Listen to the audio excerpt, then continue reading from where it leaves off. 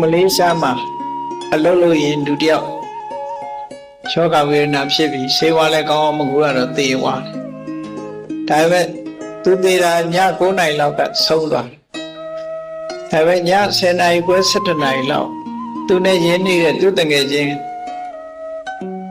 စီသွားပြီးတော့သူနှုတ်ဆက်ညတကားသွားခောက်တော့ဟိုကဖွင့်ပေးလိုက်တော့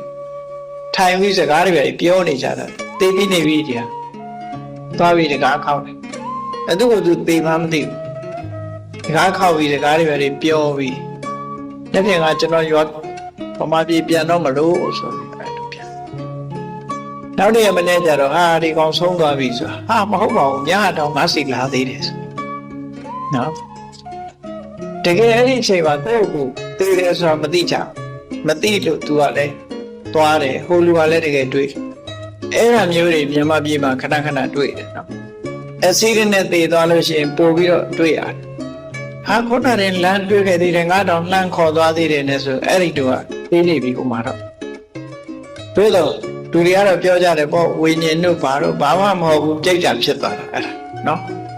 ပြိတ္တာချက်ချင်းကြီးဖြစ်သွားရင် तू မသိနိုင်အဲ့ဒါနဲ့သူဗမာပြည်ပြန်လာတဲ့အခါကျတော့အိမ်ရောက်တဲ့အခါသူမွေးထားတဲ့ခွေးရတယ်သူခေါင်းအိမ်ကလူကလည်းသူမနှုတ်ဆက်ဘူးသူမမြင်ကြအောင်ဆောင်းနေကြတယ်လို့သူစိတ်ထဲမှာခံစားတယ်တကယ်တော့လည်းသူမမြင်ညာဘူးလေအိမ်ကခွေးကသူခေါင်းတယ်သူ့ကြီးကဘာကြီးမှမသိတာဟုတ်နော်သူကငကိုပုံနဲ့မှမဟုတ်တော့လူကဟာဘဝပြောင်းသွားပြီဆိုရင်ဒီပုံမဟုတ်တော့ဒီပုံမဟုတ်တော့ခွေးကလည်းမမှတ်မိတော့အိမ်ကလူတွေကလည်းမမှတ်မိအဲ့ဒီအိမ်ကလူတွေခေါ်တော့လေဘယ်သူမှမကြားဘူးတဲ့နော်မကြားလို့